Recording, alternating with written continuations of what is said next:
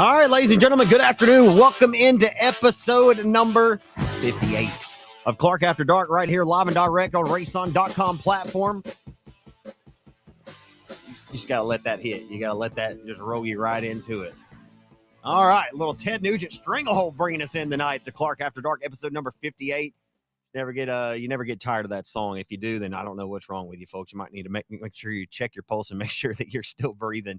Nonetheless, welcome in episode number 58, folks. It's a rainy and a chilly Tuesday evening here in the Arklatex, as was the case all this last weekend. We did get a whole lot of racing in, though the Revolution Park in Monroe, Louisiana had their swan song event. We'll talk about some of the results that happened over there at the Revolution Park. LSU has fired Brian Kelly after getting boat raced by the Texas A&M Aggies in Death Valley on Saturday night.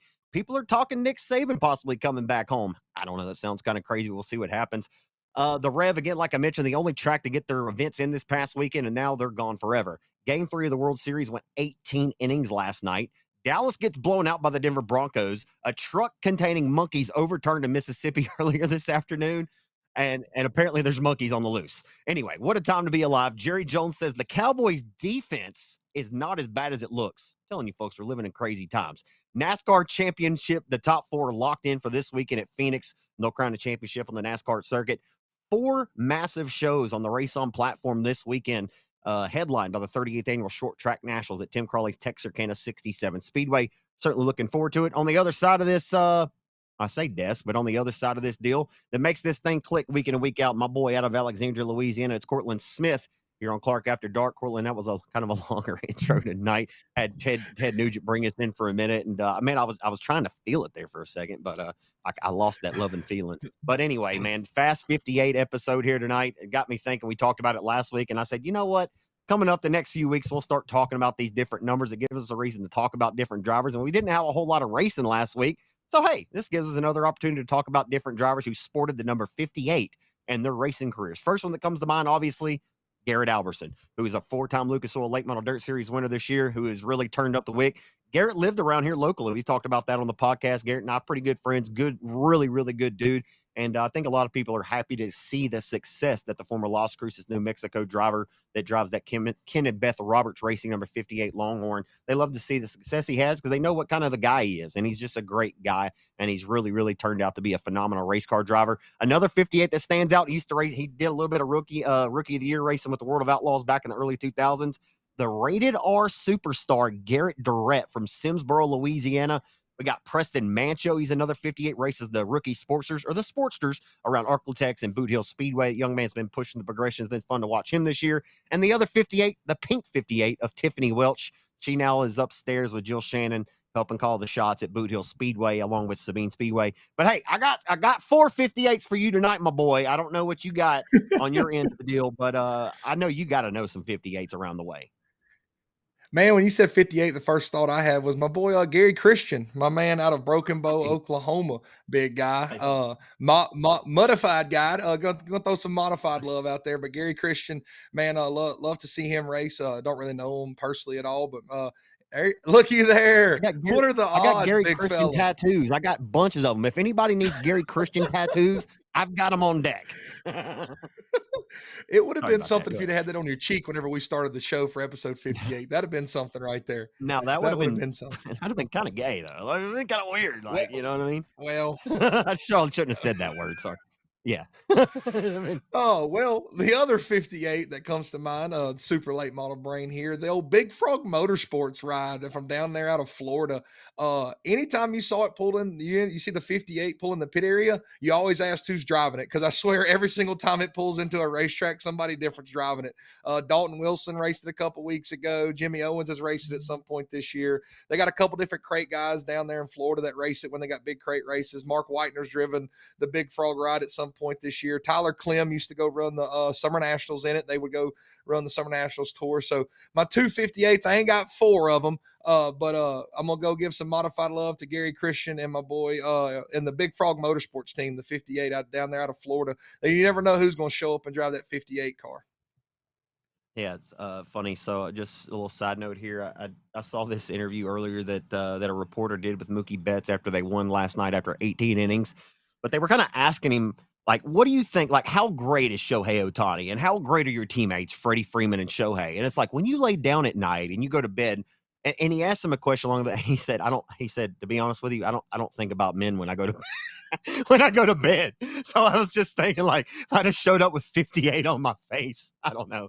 I'm not tying that in, but I'm silly, you know that. But anyway, but yeah, I thought it was just a wild reply from Mookie Betts, though. He said, "I don't think about men when I go to bed at night." I was like, that's fair enough. Like, I mean, you Yeah. know, uh, yeah, he wasn't shaping the question that way, but for him to answer it so defiantly, like, we get it, Mookie, we get it, we get it. Anyway, all right, last night, dude. This thing is going off the rails tonight. It's okay. We're So three. I don't last know if night, we may have made it 3 minutes and we're off the rails, big dog. What? it happens to the best of us, man. That's what episode 58 is It going to do does. We're tonight. We're just good. going to ride with the punches. We'll get it in. We'll get it together. Oh yeah, So we'll I rally told, to we'll rally the troops. yeah, absolutely. This isn't a Michael Jordan flu game or anything like that, folks. We're going to get it together.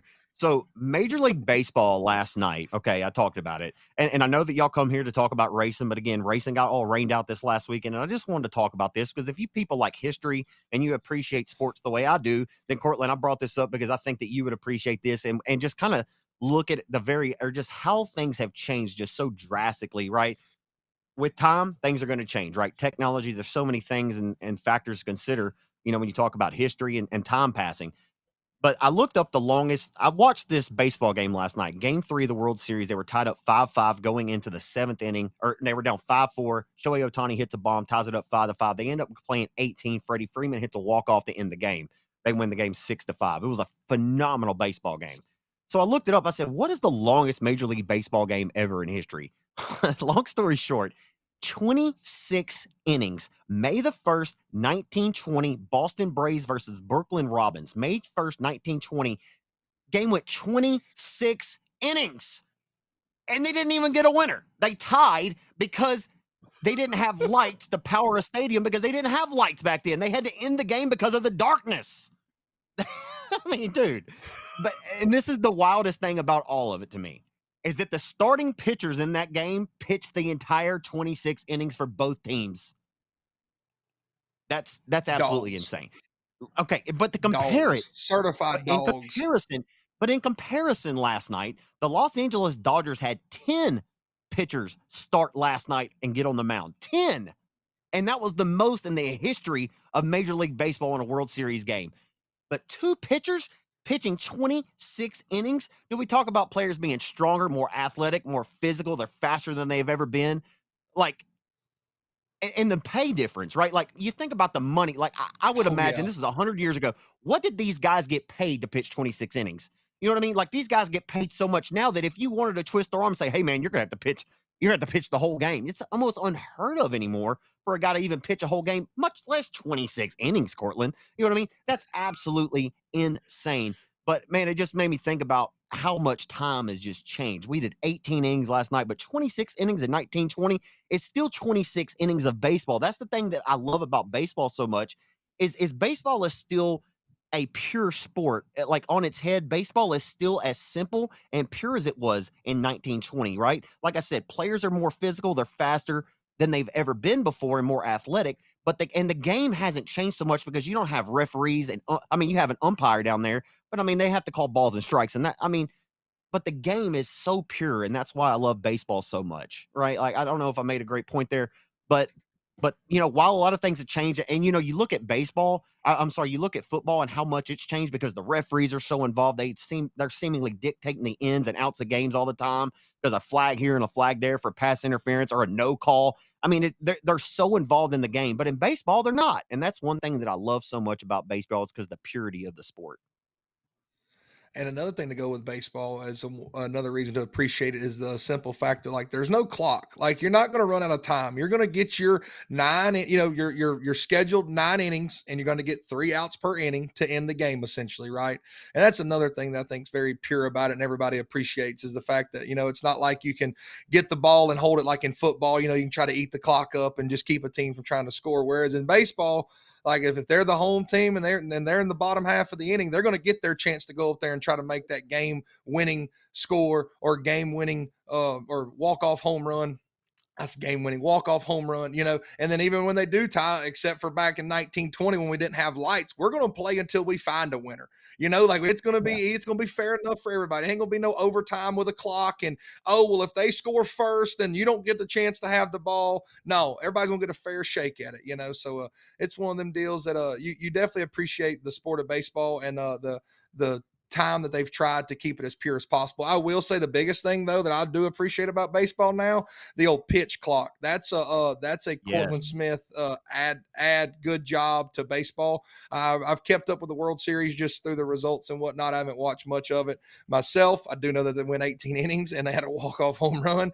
And one of the wild things, that's what you love about baseball, the World Series. It's the prime series of the year. It's what it all comes down to. And the spectacle that the World Series is, it really is something special. When you're growing up as a kid and you look at sports, every single kid has imagined hitting a walk-off home run in the World Series or catching a game-winning touchdown in the Super Bowl or a last-second shot in the NBA Finals. We've all done that as kids. And then you become adults and you become fans, and then you hope that your team is in that exact moment and you can root them on in that exact moment. So you got to love sports in general, but you also got to love the purity of baseball and the fact that, baseball is still one of the sports that you could say is probably in still one of its true purest forms when it originated back in the day. Absolutely is, man. I really enjoyed it. The Game 4 of the World Series is going on right now. And, of course, I'm not sure what's going on there because we're recording this podcast. And I'm sure by the time you hear this, you'll already have known the results by that. So we'll turn it on and we'll see what happens after this, man. Dude, we got the short track nationals going on this weekend at Tim Crawley 67 Speedway. Mother Nature obviously wasn't kind to anybody this past weekend, but fortunately, looks like 67, though it is raining right now around the Texarkana area. It looks like they're going to get it in. Man, I sent this picture over to our producer, Cody Wooten, earlier on the night, man, and I couldn't believe it when I saw this. Y'all check this out. This is the 67 Speedway two-seater. Now, I have not seen a two-seater built this way. I trust Tim Crawley, and I got to tell you, dude, I'm kind of itching to get in that thing. I kind of want to ride in it, but at the same time, look at Tim, dude. He's just grinning. He knows he's about to take that girl on the ride of her life. He knows that shit's about to hit the fan. Look at Tim. Look at her. She looks happy, but I would have liked to got a post-ride interview because she looks like she's excited for it. But man, what a unit. What a unit. That's a unit and a half, my friend. That is absolutely that's diabolical, really. And then you add Tim Crawley with that type of grin where he's sitting there going, "Oh yeah, like it is on like Cheech and Chong, bud. Like it's had to get. We're Donkey Kong in this thing. We are about to get up on the wheel. You hear me?" And but yeah, like I don't think I would fit in it. So I'm not going to say that I would take a ride because I'd probably be way too much left side weight for a sprint car. But that is something that would definitely give the fans or whoever gets to catch a ride in it the thrill of a lifetime, man. That is going to be something that's really cool that the fans get to experience or whoever. And as by the smile that Tim Crawley gives, this is the third time we've referenced it. If somebody's grinning that much about something, it's got to be a blast. Absolutely. And it's really cool, dude, because fans will get to come in and we're doing a raffle at the racetrack to give away 3 rides, right? Like that's really, really cool. And I mean, it doesn't cost you an arm and a leg to get that opportunity either. But you have to be 16 years or older. Of course, you have to have the helmet, the gear, the gloves, the helmet, the gear, and then gloves and the shoes are all provided. So you can essentially go to the racetrack and you can get a feel of what it feels like to go around 67 Speedway at high speed in a sprint car. I mean, that is a sprint car with a cage built on the outside of it. Like everybody always talks about the two-seater at Eldora, like they're not as fast. Sure, they're not going to be as fast as a Super. And then we know that this sprint car right here is not going to be quite as fast as a 410 that doesn't have this cage built on the outside. But I'm going to tell you right now, like I should have sent Cody the other picture so you could see the side of it. If you look at this thing from the side, dude, it looks like a sprint car. Like looking at the vantage point from the side, you really can't even really tell that thing is there unless you're just really looking for it. Because they painted that blue black. I mean, they painted the cage now black on the outside. So, man, that's wild, dude. It's like strapping yourself to I mean, it is. You're strapping yourself to the side of a sprint car. I'm not sure the power plant underneath in that rig, but dude, that's worth it. Like that right. I mean, dude, that's going to be a little sketchy. I mean, it's a good thing it's on the left side. Because if Tim goes up there to the top of 1 and 2 and tickles that concrete, dude, I'm out. Like, I need to get out of this thing immediately. You know? Like, Yeah, I don't care how much motor's in it because I promise you it's going to be enough to scare the bejeebies out of me if I was riding. I can tell you that much. It would be, what a thrill, man, and what an absolutely cool thing to do and to raffle off and to have some race fan get to take a ride in that, man. Like that's something that if somebody had never, just an average fan that just goes to races, never got to sit behind the wheel or ride with a buddy, like to be able to sit behind the, get to sit inside of a sprint car. Essentially, I know the cage is added onto the side, but take a lap around a track in a sprint car. That's got to be a feeling like no other. And the way, the sprint car reacts, like going in there and that thing leaning over on the left side and the way it'll bend over. And if Tim Crawley's driving it, I promise you he's going to be in the fuel. Like there's no doubt about that. So it's going to be an absolute thrill for a race fan to get to ride around and just get to experience it, man. Like that's something, we all go to the roller coasters or thrill rides or theme parks and you get that thrill, get that feel of the G-force, man. And that's a sensation that it's like a drug. It's like a bad drug. You just love that feeling, that adrenaline rush and the force against you. It's just it's something unlike anything else that you can imagine. So what a cool opportunity a fan will have to be able to rip around the racetrack in that. Bro, your phone just went off because I literally just sent you the in-car video of Tim Crawley driving. This is the first time I've seen it. Like, I'm a little behind the times. They posted this 2 days ago. Look, Tim's up here wheeling this unit. Tell me this isn't the coolest thing you've ever seen. Just wheeling it. He was out there wheeling it with one hand at the start of this thing.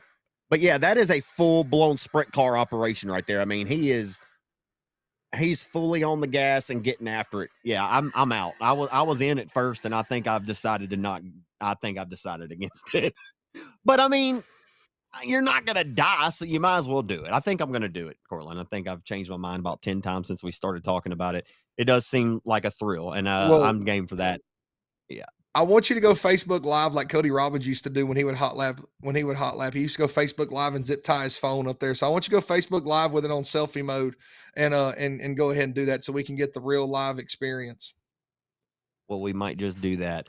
The Rev, like we mentioned, man, they also raced this past weekend. Before we get totally away from it, we'll talk about it again right towards the end. But like we said, folks, 38th Annual Short Track Nationals. You want to talk about a sprint car race that has all the history? This is it. This race obviously moved from I-30. Now it's moved to 67 for the first time. Mother Nature has not been kind, but it looks like she's going to play some favors this weekend. It looks like the event will be able to run as scheduled. So really excited about that, man. There's drivers from all over the country that are coming to race this event. It's $20,000 to win. And also don't forget the factory stocks, the stock cars and the Arkansas factory stocks are all in a combined rules package that they're all going to be able to compete with each other for the for the Short Track Nationals stock car portion of the event. So I think Whitehead will be there. I saw Colton Hinton posted earlier today. There's going to be some really good stock car drivers. Neil Kemp will be there racing this weekend, and should be interesting to see who shows up and what. Like if Whitehead shows up and has a spoiler on his car this week, like you never know what 36J might do. Knowing that he can add a little bit more muscle to his 36J hot rod anyway. So we'll see what happens there. Man, I did mention the Revolution Park did race their Swan Song race this past Friday and Saturday. Fortunately, weather did work out for them to get that Saturday night show into the books. And also the DTK Memorial took place at the I-37 Speedway down in Pleasanton, Texas.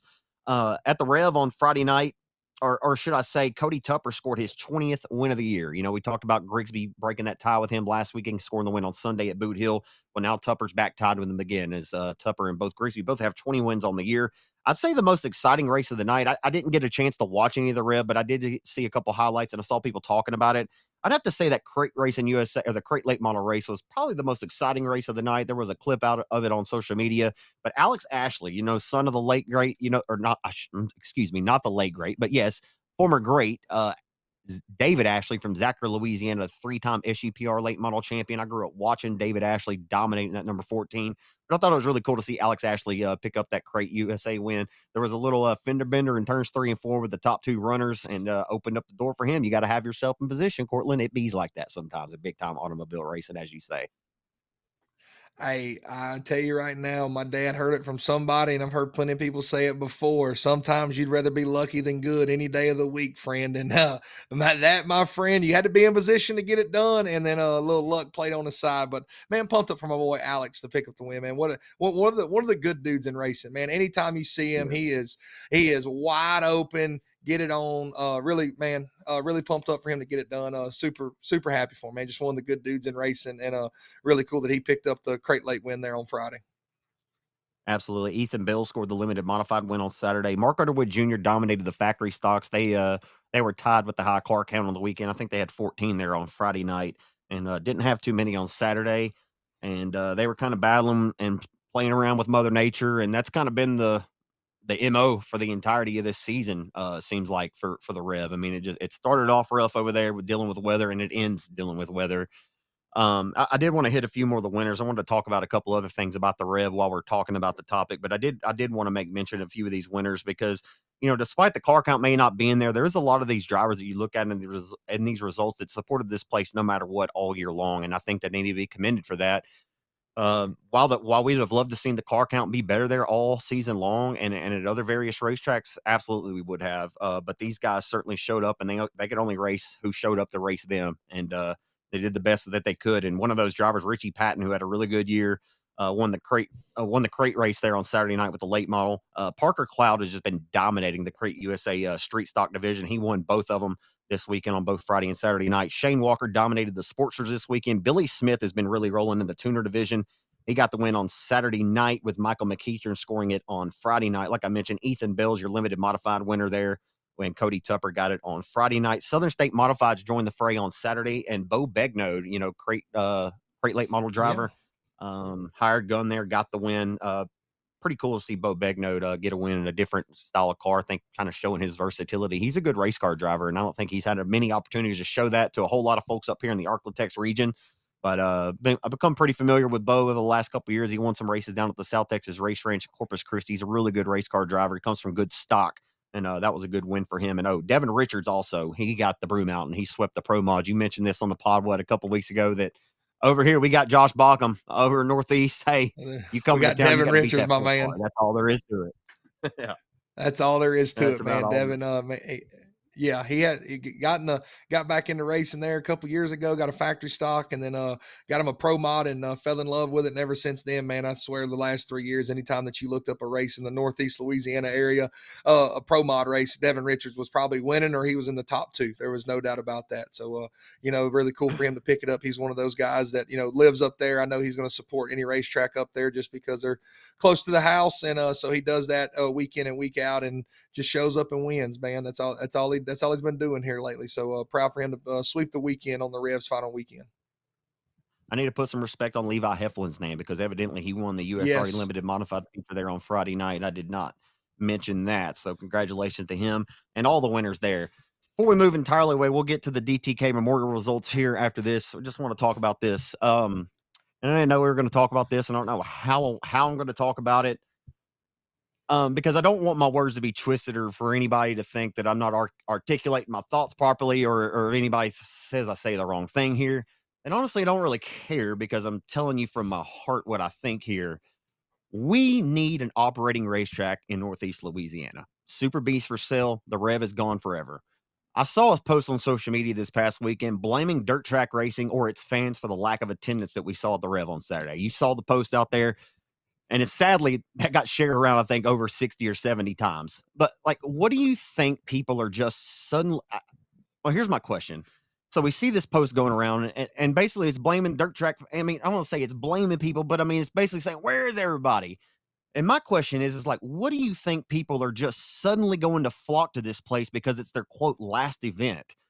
We've already had some of those before. We've already had one of those events before when Nick Brown and Dylan Scott had the place. So the Rev has already had a swan song race before. We thought we'd never get the race there again, right? If the product wasn't putting people in the stands at any point prior this season, then we can't act surprised when no one shows up to the final race ever. This is just my opinion. Am I disappointed that the Rev didn't work out? Sure. I mean, sure. To a lot of a degree, I do.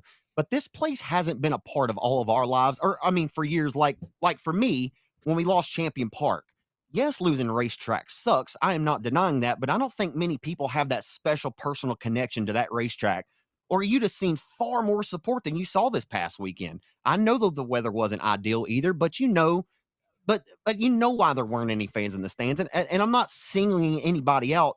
And I say this often. I'm a fan over the microphone. We all have access to my race pass. If I pull it up and I see that there's 36 cars in 8 classes, I'm just not going. And neither are those who consider themselves diehard race fans. Nonetheless, despite all that, I still tip my hat to the owners who tried this season. But man, we're just up against it. Like, car counts haven't been great, and I think that that's more so too. It isn't just that people didn't want to show up and support the Rev. The product isn't there. People do not want to show up and watch 36 cars in 8 classes. Is it unfortunate? Absolutely. But we cannot turn around and take pictures of the stands and blame people for not coming when you didn't have a product worth going for in the first place. And I am not trying to start a fight with anybody by saying this, but it has to be said. And it is, dude, listen, it is unfortunate this track is going away. I announced there for a year and a half when Dylan and Nick had. I tell people all the time, some of the most fun I ever had in my announcing career was announcing at the Rev. When that place was packed week in, week out, week in and week out. Cortland, you remember that place was electric. Yeah. And they just haven't been able to find that again. And for whatever the reasons may be, we could talk about it until we're dead. Like for 30 years from now, we could be talking about, I mean, I hope I don't die in 30 years. But anyway, we could be talking about, why, like, why didn't the Rev work out the second time? And it's like, well, I don't know. We did it. We tried it the first time and it didn't. I digress, man. I'm starting to ramble here. But you kind of get what I'm trying to say. I still don't know if I said it the right way, but do you kind of get what I'm saying? Yes, I think turning and taking a picture of the grandstands and, saying where are the race fans at, or I don't know. I didn't see the post. I ain't gonna lie, dude. When it comes to weekends, like sometimes, dude, we've talked about it. We've beat the horse dead. Like sometimes social media is worse than it is good. Sometimes it's great when you're trying to advertise and promote stuff, and then sometimes it's bad because people just love to share negativity. And but you post a picture of the grandstands and ask where all the fans at, and this is why racetracks closing. Well, I was one of the guys that showed up to the first night there and waited around for 4.5 hours with about probably, I'm going to go out on a limb and say 500 other race fans that were in those grandstands, and sat around for 4 hours, wait for them to pack the track in and do all that. And eventually, like, I just left. Like I said, like, look, I mean, I'm no better than anybody else, but I've been blessed and fortunate in my life to be able to go and chase races. And I've been at a Flow Night in America, the Silver Dollar. Like, I wouldn't wait until 10 o'clock to start hot laps for a weekly Saturday night show. I was there. They got my general admission money because I wasn't going to buy a pit pass because it was up in arms. Like, they just were dealt a bad hand from the get-go. And the spark that was there, sadly, it never got refired after a couple bad weekends. And that's nobody's fault, but just it is what it is. That's life. Life's not fair sometimes. Last time I checked, the fair comes around once a year, and it's down there. If you're in Alexandria, it's down there by Louisiana State University of Alexandria. You can go buy you a ticket and go to the fair because that's the only time that anything's fair. So it was just a bad hand that got dealt, but sitting there and blaming race fans, it just never got going again, and even that time, even when Dylan and Nick had it, you can tell it had a spark, it had a fire, and then the fire was good, but that even kind of dwindled out at some point. And it was like, like it wasn't. And then, you go back to the product that we put out there. You're on a Saturday night when we got a big Saturday night LSU game that if I don't know about you, but I know of plenty of people that have Saturday night cookouts to watch the LSU game. You got so many other different avenues now in this world of entertainment that it is hard to pull race fans on a Saturday night to a dirt track. And you got to have an absolutely standout product. And I know that they did the absolute best they could with the track. You're trying to make the best hand with the cards you're dealt. And the hand that they got is a very large racetrack. The Rev is bigger than most racetracks around here. Heck, Lone Star even had this problem. That's why they shortened it, because people wanted a shorter track. You didn't want all the wear and tear on stuff. And then you just take a couple bad nights with rain and weather, and then you just kind of get a bad mojo. And those race fans, I mean, I'm sorry, but if after once or twice, they're probably not coming back. And that's just the average family on a Saturday night that's looking for an avenue of entertainment. Like, they're just probably not coming back, and they don't care unless they don't care 5 or 6 shows down the road. They showed up the one time and it wasn't that good, and they're not coming back. And I don't know how we change that or make the product any better, but it's part of it. I wish I had the answer by all means, but if I had that answer, I'd probably be paid a lot of money to be some racetrack consultant, but I don't. It's just it's a bad situation. But sitting here blaming fans whenever there's I'm not going to say a severe thunderstorm warning, but there's rain running in and they know that the show's going to be rushed. And like you said, it's the last call. Like if they haven't supported it for the last couple weeks, then why are they going to show up now? Like, I don't know why we're blaming the people people that are the backbone of this sport at the end of the day. If that's the avenue that we're going to go, but it is what it is, man. That place is like you said, it doesn't necessarily have the most history as a dirt track. It had the one year there with Dylan and Nick, and then the Smith family got into it and got it going this year, and it never worked out. And I don't know if there's an answer or a way to fix that. I could tell you got something on your mind. Go ahead. Well, just another point to this is I saw a lot of comments on this particular post, and there's just a lot of people who just don't have the facts or just very uneducated or just aren't informed. And I get it, and that's fine. Not everybody has to be up to date and informed. Like if you're a fan, that's not your job to be super informed on everything. We have a lot of people who are in the know and know a lot of these things and know things that go along behind the scenes in the sport, but we can't just expect everybody to know those kind of things. But point that I wanted to make is I saw a ton of comments, and we've had this conversation before on this podcast, and we've had these conversations all social media till we're blue in the face, but so many people were just so quick to blame streaming and blaming streaming for why people don't understand. It's like, well, buddy, I'm here to tell you that this has nothing to do. Like, I promise you, nobody stayed home to watch the Rev Saturday night on RaceON. I haven't seen the numbers yet, but I guarantee you the numbers on RaceON on Saturday or Friday night were not very good. They couldn't have been, because the product, like I said, just and now I don't sound like I'm being really harsh, but like I said, nobody wants to watch 36 cars in 8 classes. Grant, there's a few. Don't get me wrong. There's a few diehards in there. I'm sure there's 4 or 5 people that are saying we're staying here until they turn the lights off for good. And I get it. That's fine. And I'm not like trying to be hard on them to make a point at it. I'm just saying there's a lot of comments and there's a lot of opinions and things thrown around from here to there. And I don't think any of us have the definite, the final answer to the perfect scenario, to the perfect fix for all of this stuff, right? Like, I realize it. I see it. I don't have blinders on. Our sport is struggling right now in some areas, and it needs help. Like Super B, like I said, it's up for sale right now. I mean, what are we going to do? Like, Northeast Louisiana desperately needs a racetrack. The reason why you're seeing the racing and everything is falling off so far as it has is because the car counts are down. If you don't have the cars, you don't have a show, and people don't want to come and watch your show because your show isn't worth attending. That is the whole point of what I'm saying. And like, if we lose Super B, then really what are we going to do? Because just like when we lost Champion Park in 2011, you know how many Minden, Louisiana racers are from Webster Parish that just got out of racing that don't race anymore because Champion Park was their home racetrack, and they just rode right down the road to go race on Saturday night. Well, they don't like. They may have went to Arklatex 3 or 4 times, Cortland, but after they made that drive 3 or 4 times, they're like, you know what? It ain't the same for us. Like, it's not the same as driving 10 minutes down the road to our back door, to the racetrack that's on our doorstep. Champion Park was near and dear to so many people's hearts. And I'm not bringing up Champion to compare it with the Rev or this racetrack. I'm just saying that Northeast Louisiana desperately still needs to have an operating racetrack. And so I really, really hope that somebody gets Super B and does something with this place. Super B is a nice place. If you ever go to that place, the facility's nice, man. It's got the stadium sitting all the way around. If you get that racing service and the racetrack right, Super B could be a legitimate destination, just like the Rev could have been. But you got to get the right people in place. You got to have the right, dude, I'm getting off here, but dude, both of them have potential. Just really any place has potential. It just all depends on how you run it, man. You got to run it like a business. And I certainly am not an owner of any of these places. Don't let me tell you how to run your racetrack. But man, my point is we need a racetrack in Northeast Louisiana. So I certainly hope something comes of Super B. Man, I hope so too. And I'm going to say this, and when I say this, this is not what I'm saying that these track promoters were thinking or their mindset behind it. But if you're going to step off into it, I'm not saying call me. I don't know nothing. I'm just a pit reporter. If you ask Zach Clark for the good Lord's sake, I'm just a pit reporter. So don't ask me. But if you're going to get into it, man, it's not a get rich quick scheme. I promise you.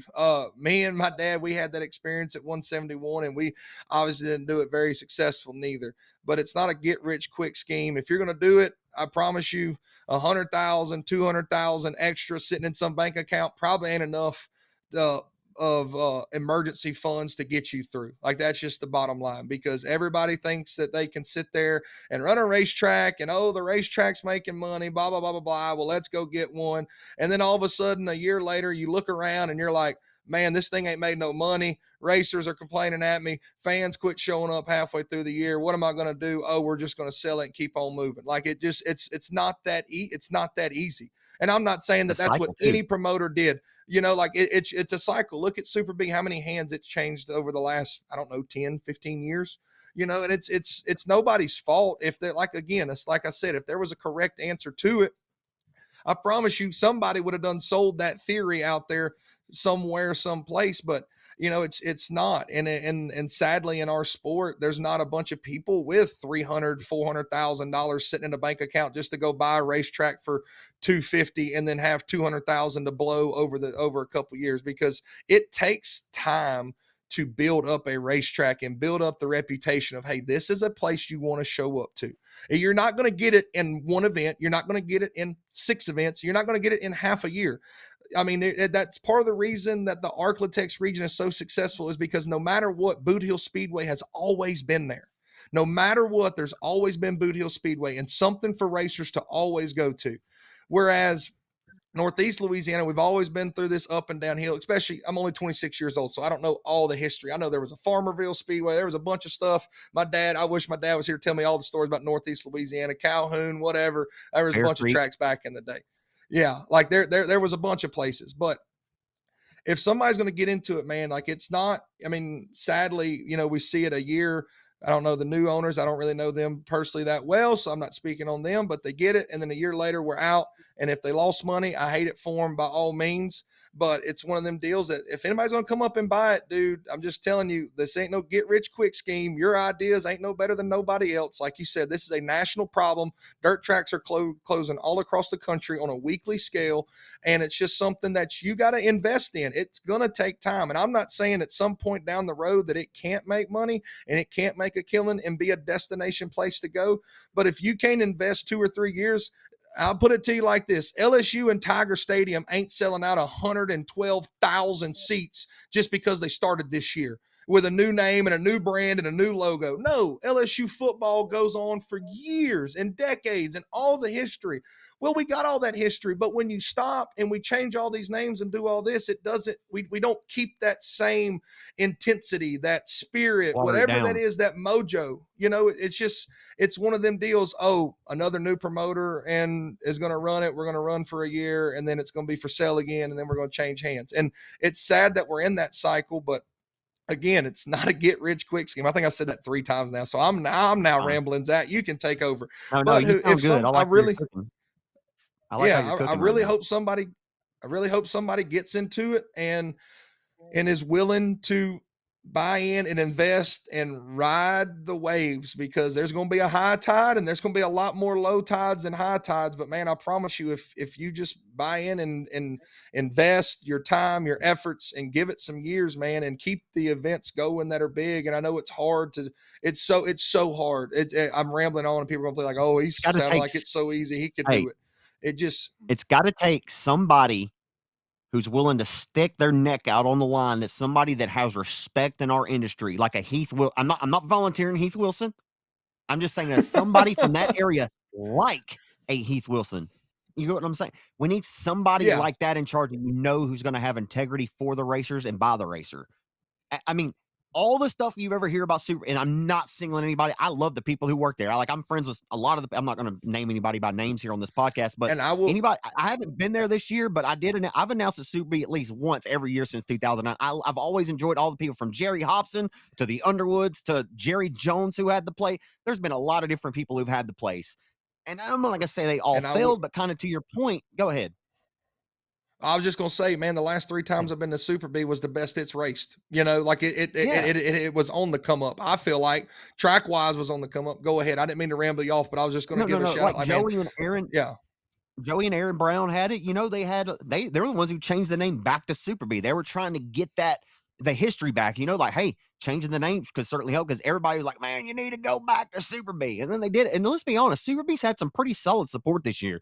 So I feel like that somebody who gets this racetrack, like, they're not going to be completely up against it. They got a pretty good core group of racers over there. And that's the point of me saying, like, dude, we need Super B. We do. Like, for the overall health of dirt track racing in the Mid-South and the state of Louisiana in general, because it's another 4 hours or 4.5, 5 hours south of Baton Rouge. And from there, you got Manny in between. Leesville, I've heard some I've heard some rumors about Leesville potentially reopening. I don't know if that's true. I'm just saying, you know, I've heard that. But I mean, dude, we only got 5 operating racetracks left in the state of Louisiana. We lose Super B, we lose the Rev, dude. We're down to 3 or we're down to 4 now. Maybe I was off one Yeah. then, so 6 total. But yeah, I mean, dude, it's trying times, man. Just to piggyback on your point is I agree wholeheartedly, actually, with everything that you said. Yeah. It's going to take somebody that is determined and that knows what they're up against when they get into it. Like they got it. And You are aware. You're not just getting into this because you think that you're going to be. You can't think you're going to be successful. Like you got to know. You got to have a plan. You got to be prepared, especially in that area. Like if I was to say you were just going to jump into Boot Hill or like, I honestly like it'd be I'm not going to say it's any easier because Lord, don't get me lying. Rollo and Bubba probably wouldn't like that if I said promoting was easy because it's not like by any means, or owning no. a racetrack. But I'm just saying it's a lot more difficult, especially in that particular area at this point in time. You know what I'm saying? So, Yeah. No, anything else it that? is, man, and it's no, it's and I mean, by all means, if I had the money, if I would have won that lottery that was 900 million or 4 billion, like, yeah, I mean, you're looking at the guy that would go sit in there and I'd take the bull by the horns and do it. Sadly, just the way my bank account set up and my saving account set up, I ain't got money in neither one of them. So we're just kind of here where we're at, So it's just one of them deals, man. It's and when we say all this, we're not talking bad about none of the past promoters or anything, We're because like not. we said, none of this is easy. It's just one of them deals that I know somebody in the back of their heads thinking about buying it, and they're like, man, I could do it. And I'm not saying it's impossible. It is 1,000% possible. It can be done. Just when you buy in, just buy in and trust the process. You got to go with the bad. It's not going to be good the first couple of years, because it takes, like you said, it takes a while to build that reputation and that trust in racers. Like you said, the name Heath Wilson, not saying he's got to go buy it. My boy Steak Sauce, A1 over there. Yeah, What a dude. What a dude. Anyway, he's a it great just guy. takes that kind of time to build trust and relationships with the racers and also the race fans, man. It just one of them deals. It's sad that we're even having to have this conversation, really. But Whatever. I really hope somebody Sorry. does grab Super B and the stinger can be relit, and somebody can go get stung by the bee here next year. You're the man, dude. That was awesome.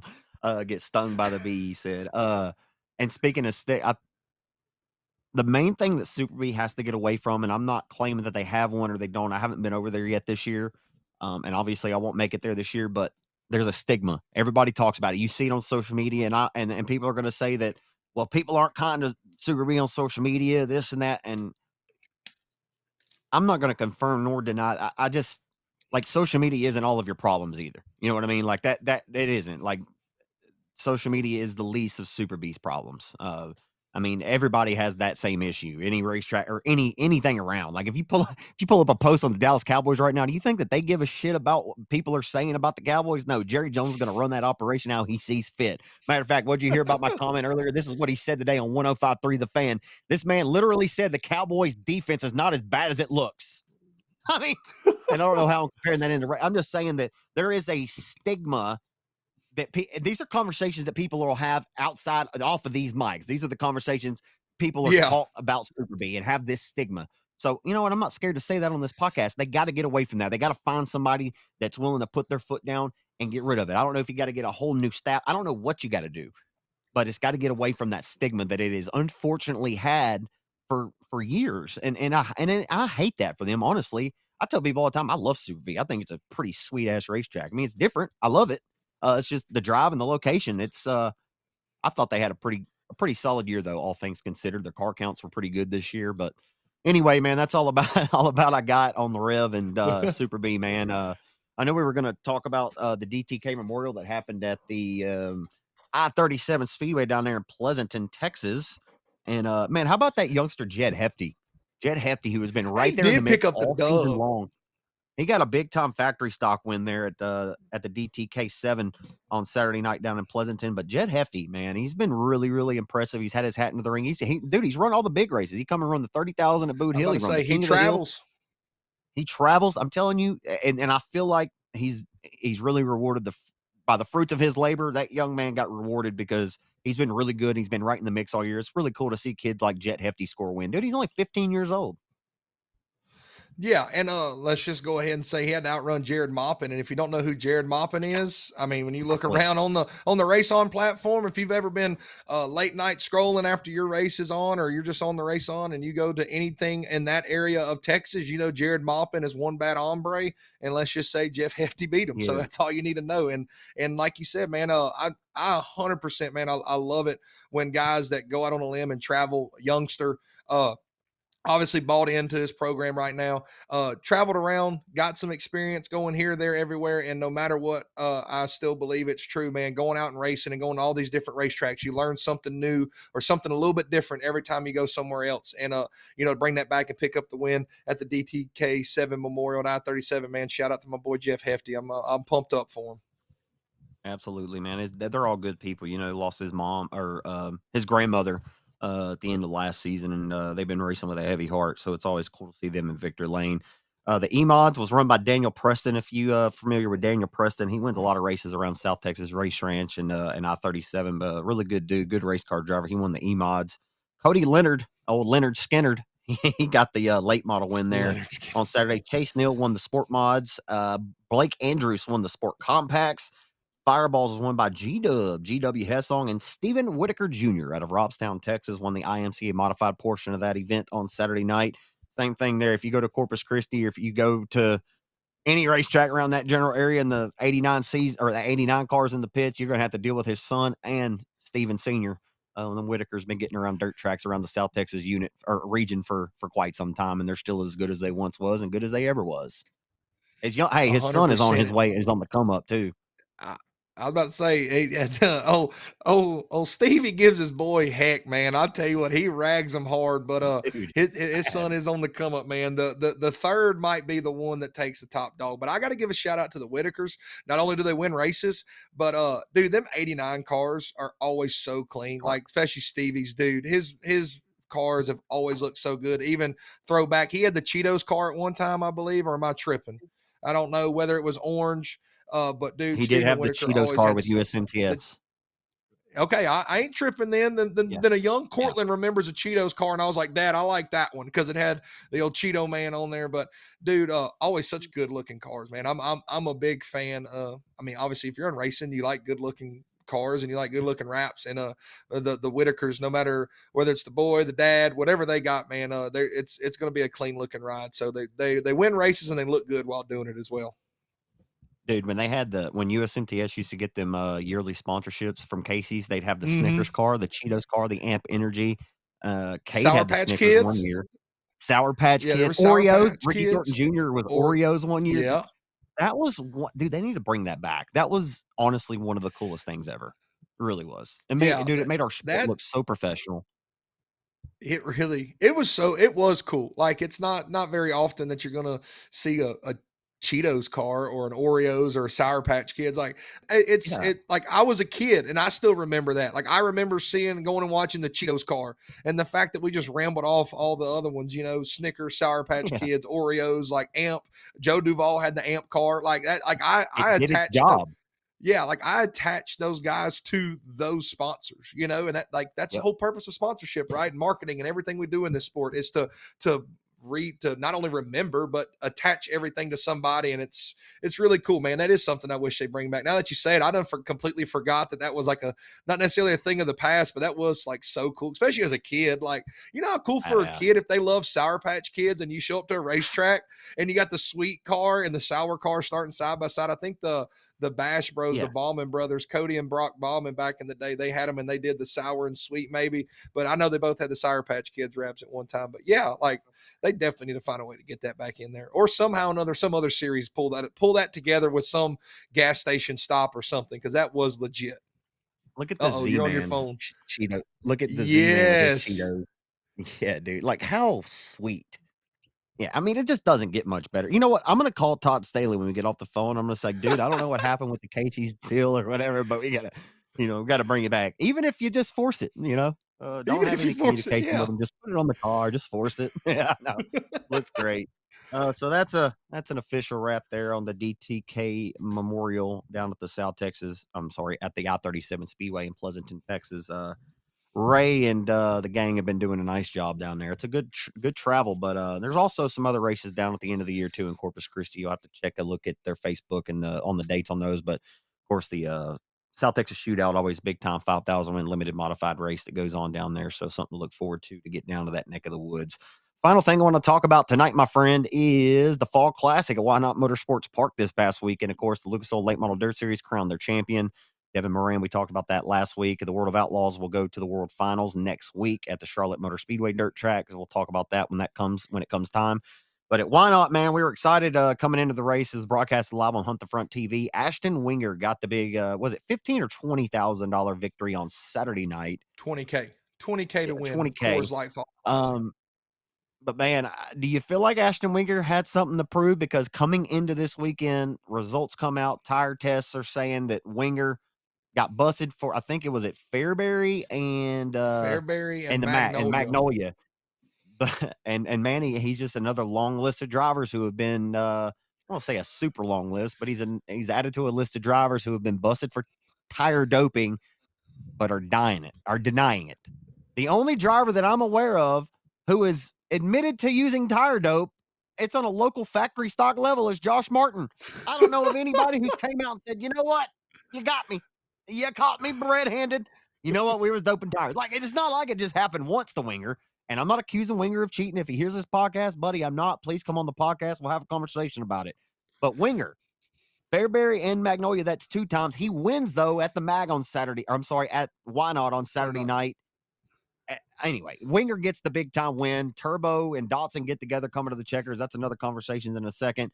But so I didn't know if we wanted to talk about the race first and Winger getting the win, but I kind of wanted to preface it with like, I wonder what the driving him would have to be after getting them 2 DQs. You know, everybody's talking about it. The only way to come out and shut him up is to come out and win the race. And he did. He came out and he won the race on Saturday night. Yeah, so it was, I don't know if it was probably 2 weekends ago that Fairbury, whenever that race was when they raced it and when he won, and then the results come out, got DQ'd, and then the Magnolia deal was kind of was in June there, and so it kind of got not necessarily like swept under the rug. He got DQ'd, he didn't get his winner's money, but it was definitely like hush hush, like it wasn't like late breaking news and spiraled around the internet too much, I don't believe.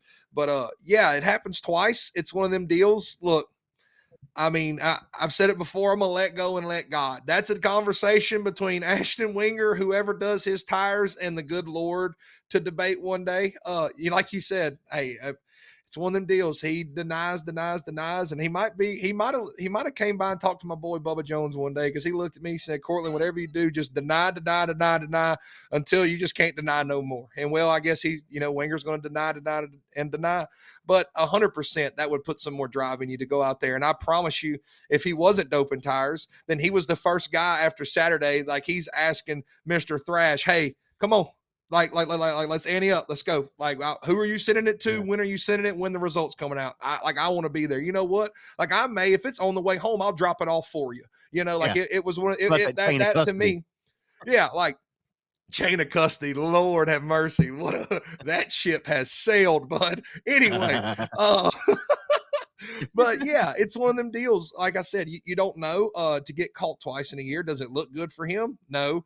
Do I think Ashton Winger has anything to prove?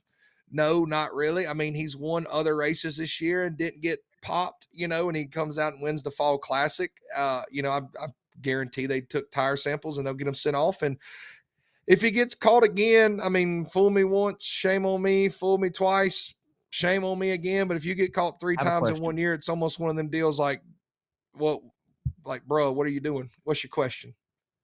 My question to you is, was the race at the Mag, and was both of those races sanctioned races? Was one a Mars race and the other one, I'm sure the Mars race was at Fairbury. The Mag race, was that Hunt the Front, or was that? No, that was a comp cam. That was a comp okay, cam. So they're both sanctioned races. So yeah.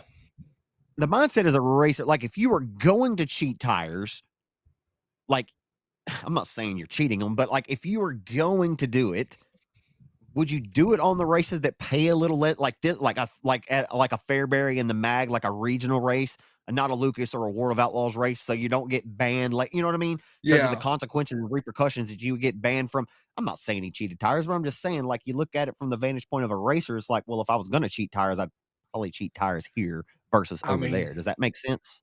like the example I gave when the old 211, the Mad Hatter come out, and it was the the makeup of the King of the Hill, that his tires, and like that's what I said, like Chase. I mean, I'm not saying he did or didn't. That's between Chase Hatton and the good Lord. But it was the weekend, man. Steve's got to take these old factory stocks for 10K. He ain't gonna take no tire samples for the limited modified race. Like we'll go ahead and we may add a little juicy here. We might add some of that old gold on there. Like I don't know.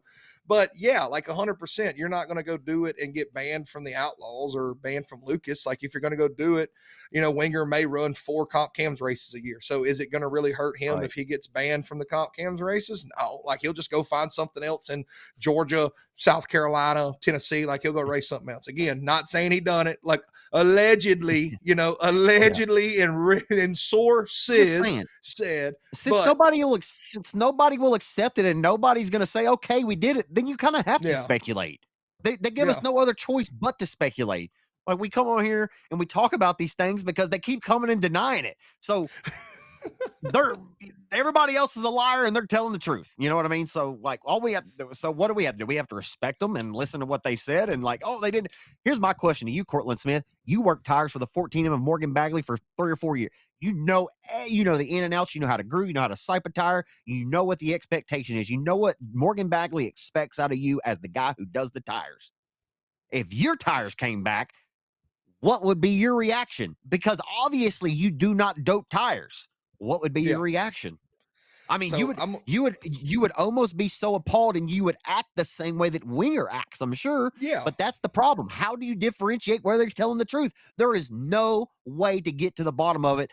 But that's the reason why we have tire tests, Cortland. That's the reason is so we can differentiate to say, no, you're lying because we have the concrete evidence. Like, when is it ever going to be satisfactory to say that the people who are looking at these tests and looking into them in depth to say, dude, you're cheating, and you're still saying I'm not cheating? Like, what gives? What gives? Well, I will say we've been tire tested several times, and no, you're good. You're good. I'm just going to answer the question that you gave me before you went on your ramble there. I think I still remember the question. Hopefully, I started giggling, so I may have forgot. But we've been tire tested several times. It's definitely more times than not. You run up front and you're gonna get tire tested. It's one of them deals. That's what all sanctioning bodies do. That's how you build a reputable name and know that, like, hey, guys aren't showing up to open tires and gonna outrun you. So I mean, we've always done samples. We've come back good every time. I don't know what to tell you. I mean, I know I sweat. I've spilled Dr. Pepper on them. I've spilled a Ghost energy drink on them. I sweat all over the tires. And, I mean, like people blame chemicals picked up on the track, blah, blah, blah, blah, blah, whatever. If they ever come back dirty, it's one of them deals I would look around and go, I guess my sweat has some type of special chemical, because I can promise you there's too much riding on that deal. And it's one of them deals like I'm not the one writing the checks to go out here and go race, and I'm not going to be the one to make that decision. I've had plenty of tires, like I said, plenty of tire samples taken and gone good. One thing that Mo always told me, and I will say, this is a save all for every single racer. Anytime we got tire tested, it didn't matter if it was the right front, left rear, right rear. It don't matter if that tire didn't wear at all. When we took tire samples, Mo, from the first time it ever happened, this is when I was just volunteering 2021. Like I just first started going when we got tire tested. He said, dismount that tire. And I'm like, why? It's still good. And he said, no, dismount it and leave the same dirt on it that we raced on it. Don't touch it. Like put it in the shelf. When we go to the shop, we'll put it in the rack and it will sit there. Because if they come back and say that it's bad, I'm not just going to send my sample back. We'll ship this whole entire tire with the same dirt that was at the racetrack. Like prime example, got tire tested at Manny when he won the Mississippi State race. Dismounted that tire. It was still good. Could have been ran the next night at Super B whenever they did the Mississippi State deal. Dismounted it, literally put it in the trailer and didn't touch it. And when he got home, he unloaded it. And there's a special rack that we had over there that we put all of the dismounted tested tires. That way, if something ever come back negative, you ship them the whole entire tire and say, go through it.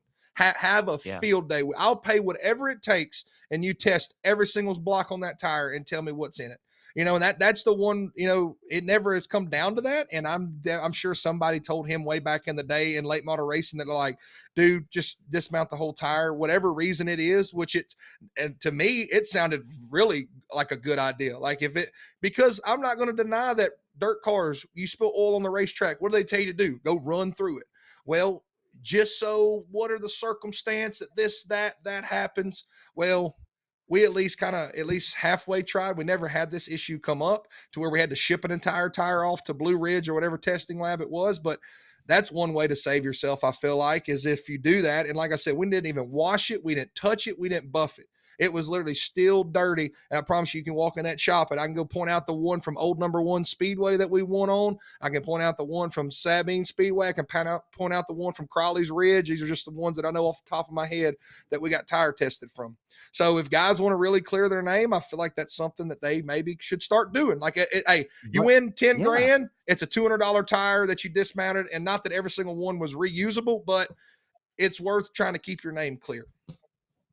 Yeah, absolutely. I mean, like, you got to be buttoned up as a race team. I mean, if we're racing for this amount of money, I mean, you have to be buttoned up as a race team because, dude, I will be damned if I go and win a 15,000 win race and I know in my heart of hearts that I'm not doping tires. Like, I mean, and that's where this problem all lies, is nobody knows the truth. That's the issue. Like, at the end of the day, we've eventually got to be able to go with one side of the truth here. Like, I like Ashton Winger a lot. I think he's a great race car driver. I don't think he needs tire dope to win a race. And I'm, like I said, I'm not accusing him of it. I just know what the accusation is, and it doesn't look good for him.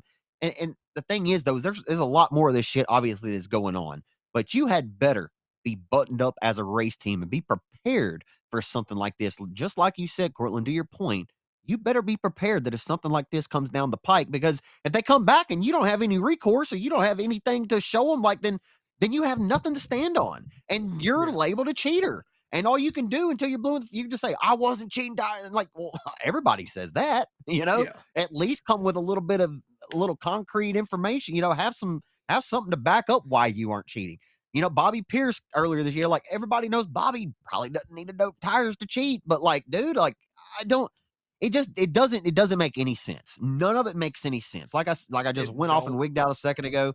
It can't make any sense, because if you're sending them off to the supposed person that you trust with the tires to check them out, and you trust them enough to look at them, send them back and tell us everything that is in the tire and everything that's not in the tire, whatever.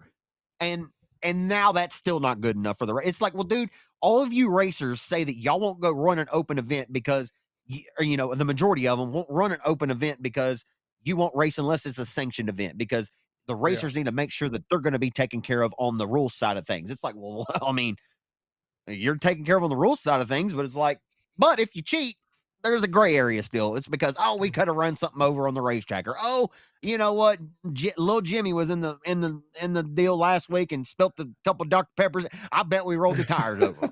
It's like, well, come on now, Daryl. Like, we know better than that. It's like, come up with something a little bit more concrete and a little more truthful here. What do you got? And just to spin this to make it even more of a head case, Ashton Winger wins a World of Outlaw race at Sonoya in September. I guarantee he was tire tested and nothing came back negative then. So it's one of them deals of like, dude, we really don't know the situation. You really don't. Like, could there be a bad sample? Maybe, but there's tire samples taken countless of times every single weekend and sent in all the time, and it just happens to periodically. It just makes it such a. Now I know why you spazzed out, Zach, because I'm starting to want to spaz out. Like, what is going on here? Why are we so worked up over who's your tires? Yeah, you know what? Maybe I don't know nothing about tires, Zach. I don't know why you have me on this podcast. I'm just a pit reporter. Let's gosh. Oh, dude. Dude, that was so funny last week. I got a few messages on that. I thought that was pretty funny too. Yeah, but that was pretty good. Dude, no, I thought your analysis was great, because like, I feel like that if Morgan Bagley got popped, I'm picking up the phone and I'm calling Cortland Smith and I'm going, dude, what is going on? And I already know that your reply is going to be like, dude, you already know the answer. Like, Zach, that we're not cheating tires. And so if that ever happens, that's when I will know that Bobby Pierce and Ashton Winger, I'll know. Well, I'm gonna tell you they right aren't now. guilty. If That's the only way that I'll did know. ever happen, an old 13 Chevrolet with 240,000 miles is going to load up a used Hoosier tire with dirt still on it. I'm going to put it in the front seat with me, so it was in chain of command. And ain't going to ride in the Yes, back. sir. And I will drive that thing to Blue Ridge Labs, and I will tell them, you're tearing this thing apart. I don't care how much it Yeah. costs. You're like, we're going to Where's prove Ken something Johnson? here. Yeah, like we're gonna prove something. Like, you're gonna tell me, because I promise you, it Yeah. ain't gonna hit. Like, it I can't. want Like, to see it all. Yeah, I want to yeah, know. I want to know that's what everything. that's That's the what would only way, happen, Cortland. friend. That'd be the only way that I would ever come around and say, you know what? Maybe them cats really wasn't cheating tires, because I know my boy Cortland Smith does not cheat tires. That would be the end all be all for me. So I hope it doesn't ever happen to you. But if it does, I'll know that they were setting you up for failure. But man, that's all I got for this pod tonight. As we've joked and laughed long enough here, man. It was a fun one tonight. We went into we didn't have a lot of results, not many racetracks race this past weekend, but we do have quite a few this week, dude. We got 4 big ones on the RaceON platform. Biggins, Like I mentioned earlier the at Texarkana 67 Speedway, headlining this weekend's action, 20,000 to win 410 sprint cars at the 67 Speedway in Mandeville, Arkansas. If you live in this general area, or if you live in Arkansas or Oklahoma area, you listen to this podcast by chance, please come support that place, or you can watch live on RaceON, or it'll also be on Flow Racing this weekend. Also at Heart of Texas Speedway, they got the Lucky 13 Bet All Fall Classic, huge race in memory of Jerry Friedrich, who unfortunately we just lost there, the owner of the Speedway. At the American Crate Late Model Series are at Grayson County for the Late Model Nationals. I called that event last year. It was a ton of fun. Was looking forward to getting on the call with Chase Lawler again this year. Unfortunately, with the rainouts last weekend, it just wasn't able to happen. So hope those guys have a ton of fun over there. Hope it's a great turnout. You can catch that one again live on RaceON. And the Halloween Havoc 2-night show this weekend at the Cleveland, Texas Oval at the 105 Speedway. You can tune in and catch my boy Caleb McFarland on the call there. He does a phenomenal job. He'll be on the call all weekend long at the 105. And my boy Kamo will probably be willing a hobby stock around that joint. And it'll be a ton of fun to watch. And that's all I got. That's what's upcoming on the platform this weekend. I will see everybody at 67. Do you have any final words? Man, the final thing that I got, I just want to add in here just a couple results I wrote down. Atomic Speedway, I believe it was the Valvoline Ironman series. They ran a 5,000 win Friday and a 10,000 win Saturday. Mikey Marlar, the 157, the Winfield Warrior. Anyway, the dude swept the weekend, but it's like, to me, dude, this doesn't tell you that racers race. Devin Moran just comes off the biggest weekend of his career, winning the Lucas Oil Championship, and still went and run, like, in not necessarily in his standards. A 5,000 to 10,000 is still really good money for dirt late models. Like Mike Marlar, Devin Moran, Josh Rice, Jason Jameson, like some dudes were there. So it wasn't like just some show up race, but like, he just comes off the biggest weekend. He doesn't have to go race for 10,000, but like he said, man, it's not too far from the house. We're going to go race. And so really cool. Mike Marlar sweeps the weekend. Devin Moran runs second both nights. I just had to add that the fact that the dude comes off the biggest weekend. And if I would have done what Devin Moran would have done, I would have still been partying. Like, I'm not going to lie. I probably wouldn't have slept for about 4 days, and I'd still be calling everybody I had and be like, dude, can you believe I won the Lucas Oil Championship? But that's why they're professionals and I'm just a pit reporter. Okay, carrying on with the RaceON deal. What a cool weekend we have on the RaceON platform, just because when you were listing off all those tracks, I had them wrote down as well. When you look at these, all these tracks are so different in their own unique ways that it's really going to be a cool weekend, man. You got 410 sprint cars at the 67 Speedway. You got American Crate Late Models at Grayson County. Short, the bull ring. It's almost like a grayish dirt, dude. That place can get slicker than snot on a doorknob, dude. A really cool place. Been there once, like absolutely cool.